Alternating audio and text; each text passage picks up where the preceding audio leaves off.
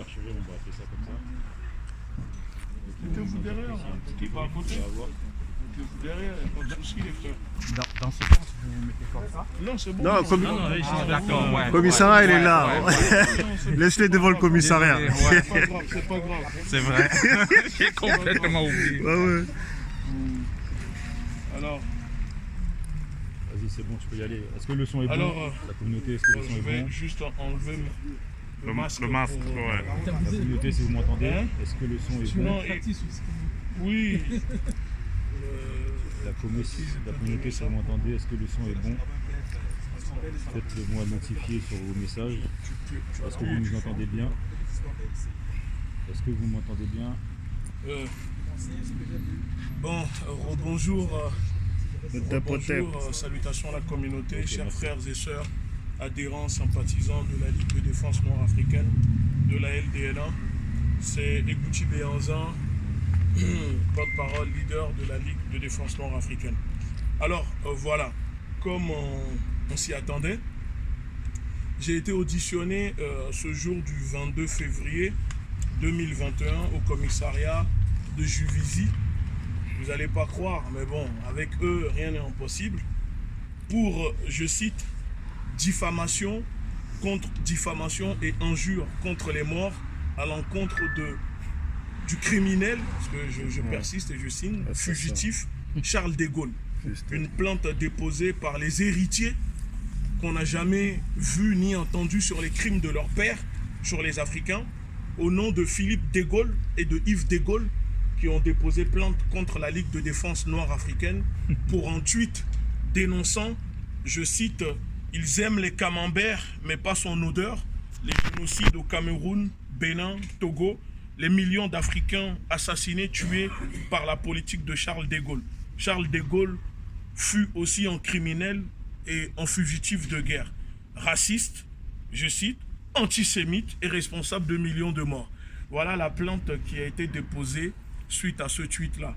Et donc, on s'est préparé. Hein, et la bonne nouvelle que je souhaite annoncer au peuple africain, puisque eux ont utilisé cette même loi qui, à la base, pense que c'est réservé que pour les chimpanzés que nous sommes. Mais cette même loi, cette guillotine est aussi valable pour eux.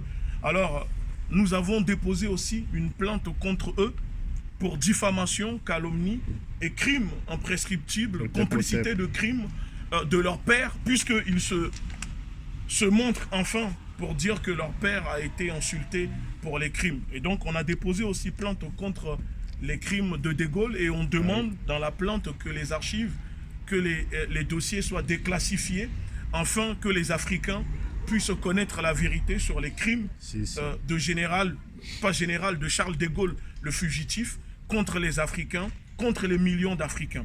Et pour finir, puisque je savais qu'aujourd'hui, ils allaient essayer de prendre la chose sous cet angle, parce qu'on est en train tellement de les démystifier, nous sommes tellement en train de déboulonner leur idéologie mortifère, morbide, que ça les dérange, ils vont déposer plainte. On n'a jamais vu la famille de De Gaulle déposer plainte pour assumer les crimes de leur père sur tout un continent qui continue jusqu'à aujourd'hui, le système gaullisme. C'est pour ça que nous disons le gaullisme est une abomination que les Africains nous devons combattre. Et alors j'ai prévu un discours pour rappeler, pour expliquer le pourquoi nous sommes là, et ensuite je vais laisser la parole à mon frère de lutte qui est là ou à d'autres militants qui souhaitent ou qui souhaiteront s'exprimer. Donc, mes chers frères et sœurs, adhérents, sympathisants, si j'ai décidé de m'adresser à vous au nom de la Ligue de défense nord-africaine, la LDNA, et à travers vous, au monde, c'est pour exposer au grand jour toute la laideur du système judiciaire français. Ce système abusivement appelé justice est en réalité un outil d'oppression en main des gouvernements qui sévissent sous la couverture épaisse et rigide de la séparation des pouvoirs. Quelle honte! Cette fausse séparation des pouvoirs sert simplement d'alibi et de tremplin au pouvoir politico-judiciaire, qui, de ce fait, aura toute la latitude d'abuser de son autorité. Mes frères et sœurs, adhérents, sympathisants, la jeunesse africaine, la diaspora, la communauté noire. Aujourd'hui, c'est notre tour de subir les foudres de cette justice injuste. J'ai eu le malheur de croire au principe de liberté d'expression et d'en user dans un pays où ce droit nous est présenté comme inaléable. Ce principe n'est valable que pour certaines catégories de personnes bien nées dans ce pays. C'est une réalité indéniable. Peut-on nous expliquer pour quelles raisons la mécanique judiciaire ne s'enclenche pas contre les chroniqueurs de TV et radio qui tiennent des propos racistes de manière quotidienne contre les afro-descendants, les Africains? Pourquoi les préfets et magistrats ne réagissent jamais quand les théâtres, films, séries, publicités politiques et personnalités publiques s'engouffrent dans la négrophobie, ce qu'ils appellent en réalité le racisme que nous appelons aussi l'antikémitisme? Nous passons notre temps à les dénoncer sans n'avoir jamais eu de retour de la part du système. Ce système politico-judiciaire s'est donné la tâche d'éteindre toutes les voix discordantes, toutes celles qui s'émancipent de sa propagande guerrière. Il est reproché à la Ligue de défense noire africaine, en ce jour de 22 février 2021, d'avoir dénoncé le criminel fugitif de guerre et ses crimes contre les peuples d'Afrique. Il est reproché à la Ligue de défense noire africaine d'avoir dénoncé une réalité que nous connaissons tous, cette réalité qui est la France-Afrique, qui continue aujourd'hui et que les Africains continuent d'en payer les pots cassés. Et nous voyons, nous savons tout ce qui se passe sur le continent: assassinat, meurtre, financement du terrorisme, les groupes armés pour balkaniser et déstabiliser ce continent. Vladimir Poutine disait: un système fondé sur une injustice croissante ne sera jamais stable ou équilibré. Je viens de répondre à cette convocation pour diffamation et injure contre les morts. Et j'ai posé la question aux policiers en disant: en Afrique ou en France? Parce que les morts, en réalité, c'est du côté des Africains qu'il y a eu les morts. Il n'y a jamais eu les morts du côté de la France. De Gaulle a tué des millions d'Africains. Jusqu'à sa mort, il n'a jamais été inquiété. Pas une plainte pour dédommager les victimes, ni reconnaître ces crimes imprescriptibles, même si aujourd'hui, une partie de la population française, en utilisant la technique dite des religieux catholiques pour dire que les crimes doivent être... il faut faire en sorte que ces crimes ne soient pas imprescriptibles. C'est-à-dire c'est la tolérance religieuse. Nous ne l'appliquons pas et nous ne sommes pas là-dedans. L'assassinat le 3 novembre 1960 du leader nationaliste camerounais de l'UPC, Phyllis Mounier, à Genève, par William Béchel, du SDES, aujourd'hui DGSE. 2500 civils tués par les militaires français au Burkina Faso sans raison, au nom d'une lutte contre le terrorisme, ce même terrorisme que la France finance sur le continent africain. Plus de 150 civils bombardés par les militaires Barkhane au Mali il y a très peu, pendant un mariage, qui sont considérés comme des dommages collatéraux. Donc la France n'est pas responsable juridiquement. Pas un euro ne sera déversé, ni une enquête pour retrouver ceux qui ont bombardé ces civils.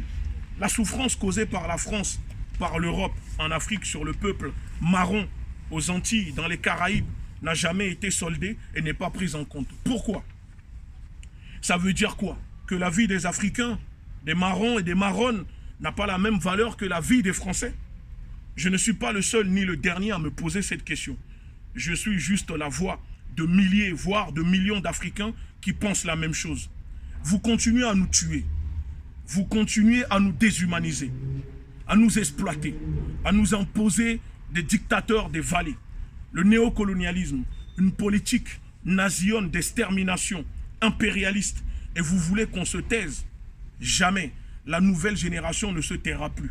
Il vous faudra nous tuer tous, nous convoquer, nous emprisonner si vous voulez, mais la lutte continuera.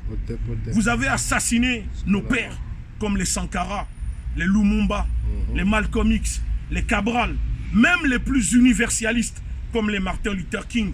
Mais les gens continuent de parler encore et encore. Ce n'est qu'une question de temps pour que la France, l'Occident, solde ses comptes avec l'Afrique. Et ce jour arrivera. Et ça a déjà commencé. Ils font croire au monde qu'ils sont des lions. Mais en réalité, si vous regardez bien, l'emblème de leur pays, c'est le coq. Un coq, chez nous au village, chante pour réveiller les villageois. Un coq ne fait pas peur dans une cour. Et depuis quand le coq peut venir s'imposer sur un continent en se prétend être lion? Je suis un activiste politique. Je suis un penseur qui vous fait déjà peur, comme si j'étais un terroriste avec un C4, avec une ceinture de C4. Dès qu'on dénonce vos crimes, vous calomniez par vos machines de propagande. Vous accusez les gens de racisme anti-blanc. Vous tuez de sang-froid. Mais alors, dites-nous, comment nous, en tant qu'Africains, en tant qu'hommes marrons, nous pouvons être racistes anti-blancs, alors que l'homme blanc est sorti de l'homme noir? Vous vous trompez de débat. Vous essayez de sauver le système, ce système criminel comme des lâches, des destructeurs de monde que vous êtes. Parce que maintenant, après avoir détruit la Terre, ils se préparent pour aller envahir la planète Mars. Ça prouve que ces personnes, vous comprenez ce que je veux dire. Vous pouvez nous emprisonner, nous intimider, nous convoquer, nous tuer. Mais sachez-le, que cela ne fait que renforcer nos convictions et nous rendre plus forts. Car cette lutte que nous faisons, comme nos pères, avant nous, contre le système, contre la France-Afrique, pour la restitution du patrimoine africain que mène mon frère à côté de moi, ici, moi Zoulou, pour rendre nos terres à nos peuples et libérer nos peuples, nous allons la gagner. Nous la gagnons déjà, car vous avez peur, tellement peur que vous essayez par tous les moyens possibles de nous intimider avec vos machines policières et judiciaires. Vous ne l'avez pas vu venir celle-là. Oui, des gens nés dans ce pays ou qui ont grandi dans ce pays et qui connaissent comment fonctionne le système de ce pays, qui aujourd'hui sont debout pour dénoncer et combattre aux yeux du monde entier la politique impérialiste nazione d'extermination de la France déguisée en démocratie sur le peuple africain. La France est un État brigand, terroriste, colonialiste, nazion déguisé en démocratie qui opprime et exploite son propre peuple. Alors vous imaginez ce qu'elle fait sur le peuple africain qui sont sans défense, qui n'existent pas aux yeux du monde parce que personne ne les calcule, parce que noirs. Et donc cela vous donne la liberté de venir nous tuer, nous exploiter, nous déporter, imposer l'esclavage et le néocolonialisme. La police française devrait avoir honte de me convoquer aujourd'hui en étant au service d'un système, d'une bande de criminels, en caste d'oligarques mafieux qui dépouillent, exploitent les peuples qui sont pauvres. Pour leur intérêt, encore et encore. Le rôle de la police républicaine n'est-elle pas de protéger le peuple contre ceux qui font du mal au peuple, au lieu d'être au service d'un système injuste qui criminalise la voix des activistes politiques, des organisations de défense des droits des humains vivant dans ce pays? La France doit comprendre qu'elle peut encore sauver sa face. Oui, elle peut encore se rattraper en montrant au monde entier qu'elle mérite d'occuper ce rang qu'elle occupe injustement au rang de pays des droits de l'homme. Elle ne peut pas continuer à siéger au concert des grandes nations le jour en prétendant lutter contre le séparatisme, l'islamisme et la nuit bafouer, exploiter, tuer les Africains pour voler leurs ressources, leurs richesses sans être inquiétés. Ce genou mis par l'État français et l'impérialisme français sur le cou des peuples africains sous domination française doit cesser. Les armes d'occupation française doivent au plus vite, les armées d'occupation française doivent au plus vite quitter la terre africaine. Ces forces militaires françaises seront plus utiles en France en faisant de l'humanitaire auprès de ces étudiants qui n'arrivent plus à manger par jour, qui vivent des situations de pauvreté et de précarité grandissantes, puisque 38% des Français en 2020 ont vécu la pauvreté. Il y a une fin pour tout et cela ne va pas tarder. Nous n'avons plus peur de dénoncer la politique nazione de la France, ni de la combattre idéologiquement. Cette politique, cette philosophie mortifère, morbide de l'oligarchie française. La jeunesse africaine doit comprendre que l'animal, le coq, qui est la France, est blessé.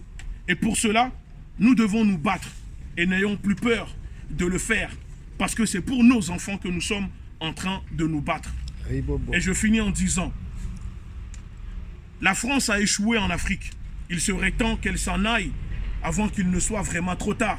Parce que si elle continue d'insister, les pays africains deviendront le nouveau Vietnam, l'Indochine pour l'armée française et ses multinationales et pour le système, ce système impérialiste qui tue et qui dépouille le peuple africain.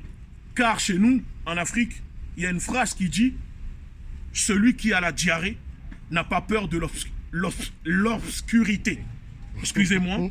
Vive la LDNA, vive la révolution panafricaine, à bas l'impérialisme, à bas le néocolonialisme, les peuples vaincront. Seule la révolution libère un peuple de la soumission et de l'impérialisme. À bas l'impérialisme. Merci beaucoup. Aïe, aïe Bobo.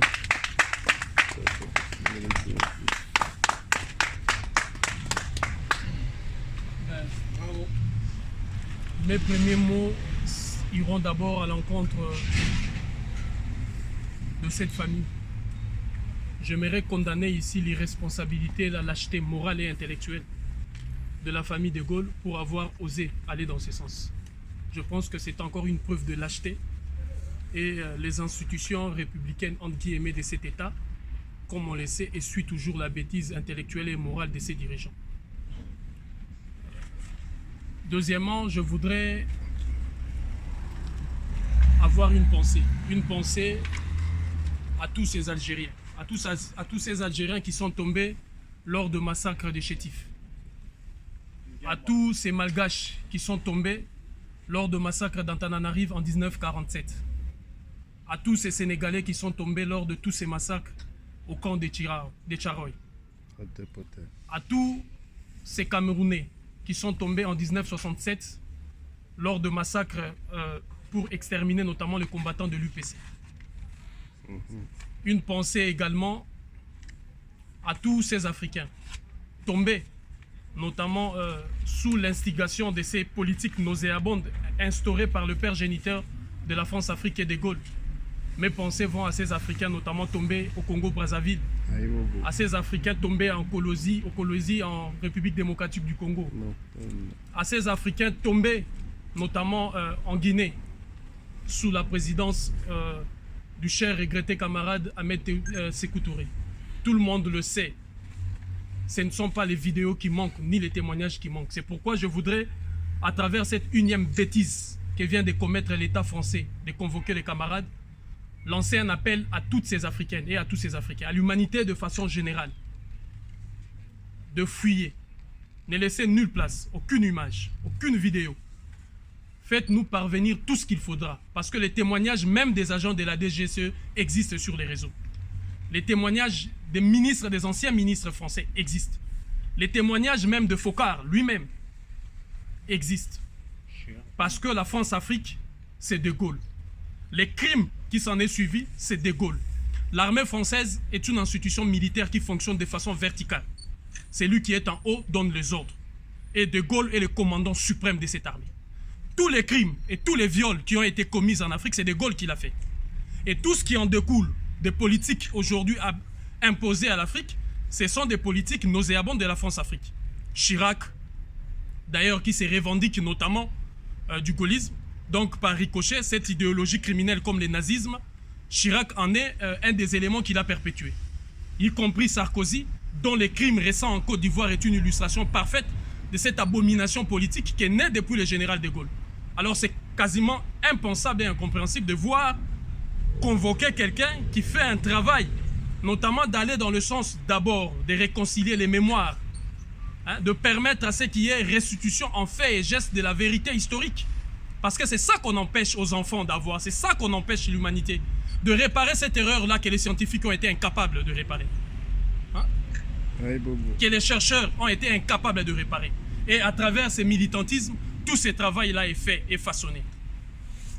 C'est ce qu'on est en train de vivre aujourd'hui. Alors la détermination, on n'a plus besoin de vous rappeler ça. Le vocabulaire que nous, le dictionnaire que nous avons du militantisme panafricain contient de mots peut-être que vos dictionnaires à l'occidental ne comprennent pas encore. C'est la raison pourquoi vous essayez de temps en temps, tantôt ou plutôt, de nous intimider avec ces mesures-là pour nous faire reculer. Donc nous continuons. Et au-delà de ça, au-delà de cet appel, que vous nous fassiez parvenir tout ce qui est vidéo, tout ce qui est image, tout ce qui est témoignage de tous ces crimes-là horribles perpétrés notamment par De Gaulle, de par sa politique, de par ses ordres qui ont été donnés d'ici et là, et par l'entremise de celui qui est notamment les yeux, les oreilles et le pied de De Gaulle en Afrique, Foccart, qui ne manquait justement d'illustrer les innombrables crimes qui ont été perpétrés dans ce sens pour empêcher notamment l'Afrique d'aller de l'avant. Tous ces massacres qui ont eu lieu, en commençant par le massacre des Chétifs, le massacre des camps de Tcharoy, c'est justement De Gaulle pour empêcher les États africains, notamment naissants, d'avoir une politique, d'avoir le leadership de leur politique de défense et de sécurité. Raison pourquoi aujourd'hui l'armée française criminelle continue de perpétrer ces crimes-là en Afrique. Alors on va dans ce sens-là, on attend de vous cela, parce que ça c'est une affaire, non seulement l'Afrique, l'humanité doit se lever, et l'Afrique, sa diaspora, toute cette diaspora partout où nous sommes, c'est une occasion combien belle que l'ennemi vient de nous donner. C'est une erreur monumentale. C'est maintenant que quand le camarade s'exprime, je vois maintenant l'erreur monumentale qui a été commise. Et c'est là que nous commençons maintenant. Nous prenons ça pour aller dans ce sens. Vous allez justement partager toutes ces vidéos. Vous allez repartager avec hashtag De Gaulle criminel. Parce que la vérité doit éclater. Avec ces hashtags-là De Gaulle criminel que nous allons assumer. Et nous allons multiplier les initiatives de façon à ce que l'État français comprenne. Comme il est dit, nous tuer tous, nous arrêter tous. Et si vous voulez nous lobotomiser, effacer justement nos mémoires pour que nous oublions ces crimes-là que vous avez commis. Unité, dignité, courage. Donc, on continue dans ce sens-là et on tient bon. Merci beaucoup à tous. Merci beaucoup d'être venus soutenir aujourd'hui ce déplacement, cette convocation farfelue qui n'a pas lieu d'être. Hein, parce qu'il faut rappeler qu'ils se sont déplacés. L'officier m'a expliqué qu'elle a remis la convocation alors qu'il y a mon adresse dessus parce que le parquet a demandé pour une urgence. D'accord? Et donc, ils se sont déplacés quand même dans ma ville avec ma photo, les autres policiers, en questionnant les habitants dans ma ville, pour me remettre une convocation rapidement parce que le parquet a demandé pour l'urgence. En plus des intimidations, des menaces de mort que nous recevons, parce qu'il faut comprendre, et je le dis, que ça fait des mois que mes courriers, mes lettres recommandées, les lettres qu'on vous envoie, je reçois mes lettres carrément sans les enveloppes, hein, mes lettres sont ouvertes carrément, on me les dépose sans l'enveloppe.